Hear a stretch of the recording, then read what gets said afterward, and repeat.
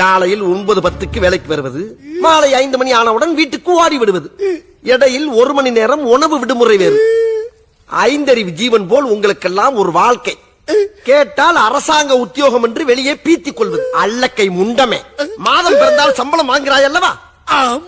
என்ன நோமண்ணா, இனிமேல் உனக்கு வெட்டி சம்பளம் கொடுக்க முடியாது. ஒழுங்காய் வேலை பார்ப்பவர்கள் கூட உன்னை பார்த்து கெட்டு விடுவார்களா?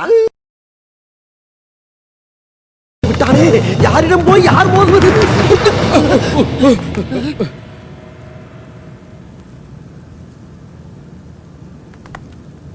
சொல்ல வேண்டியதானே இங்கு பாதை இல்லை என்று. நான் எங்கு போனாலும் பொத்திக் கொண்டு பேசாமலே பின்னால் வருவீர்களா? லகட பாண்டியா, அந்த பக்கம் பாதாள கிணறு.